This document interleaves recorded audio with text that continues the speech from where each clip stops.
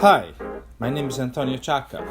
Welcome to my new episode of Understanding a Jazz Masterwork in under 15 minutes. This particular episode, we're going to explore and talk about the great George Russell, one of the greatest jazz masters of the 20th century. Maestro George Russell was born in Cincinnati, Ohio in 1923 and started off as a jazz drummer. Health issues, namely tuberculosis, forced him for 16 months on and off hospitals in Ohio. This time gave him the opportunity to focus on composition, arranging, and music theory. The result of this long period of time sitting in a hospital bed was his book, The Leading Chromatic Concept of Tonal Organization for Improvisation.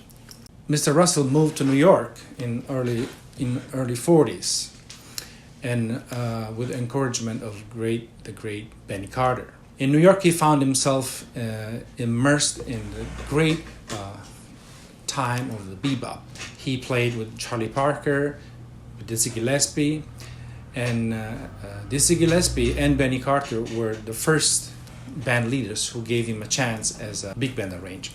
His first breakthrough in the jazz scene in New York was a commission by Dizzy Gillespie to write a piece which will blend Dizzy's main focus at the time, which was bebop and Cuban music. The result is this fantastic composition entitled Cubano Beep, Cubano Bop that features not only Dizzy Gillespie himself but also the legendary Chano Pozzo on percussion. Right after Dizzy, Buddy DeFranco asked him to write for his big band.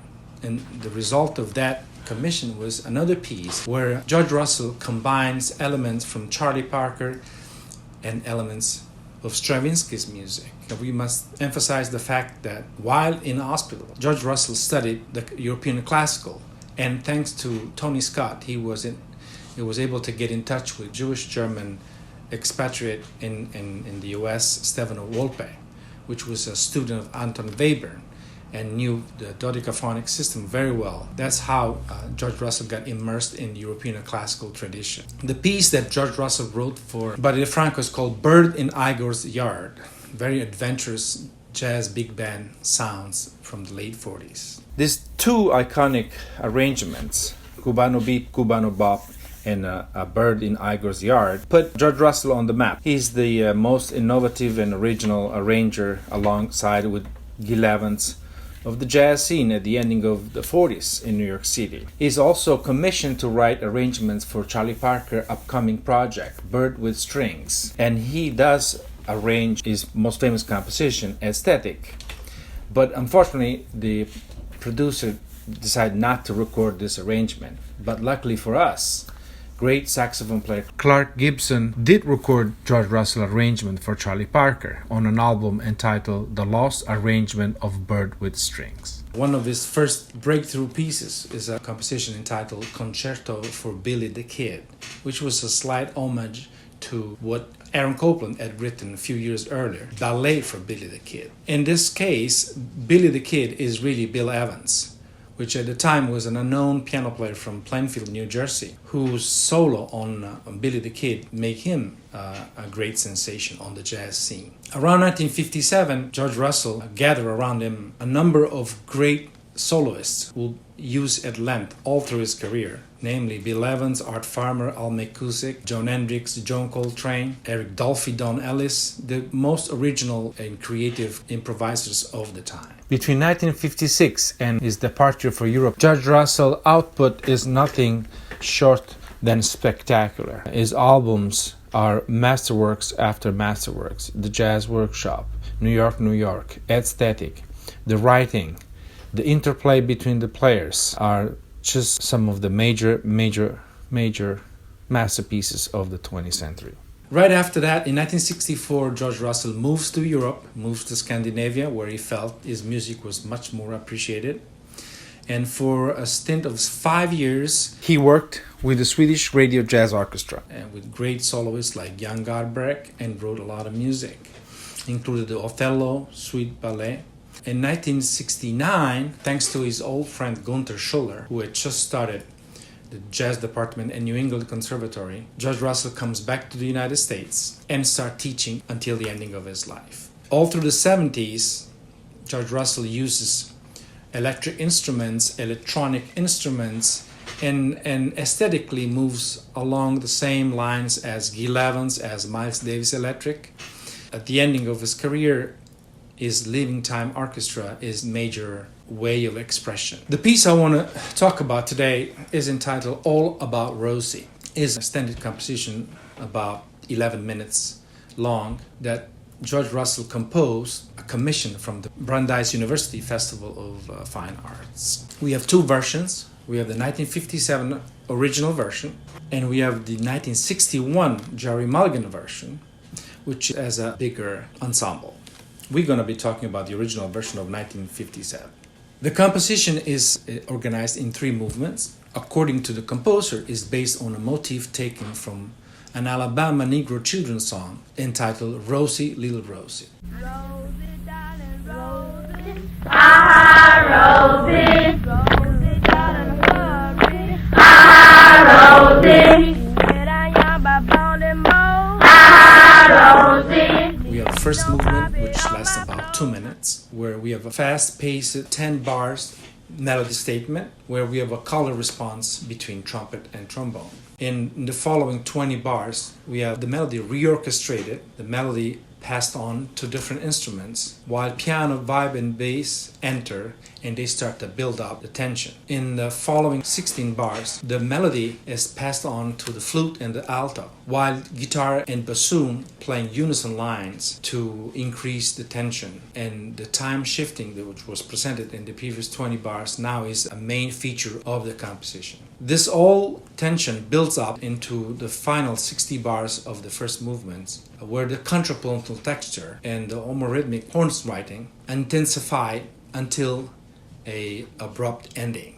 For your benefit, it will be ideal for you to pause the video right here to listen to the first movement while watching the overview diagram. Do this with the other movements as well, as it will help you to fully grasp and conceptualize the musical components I am discussing in the video.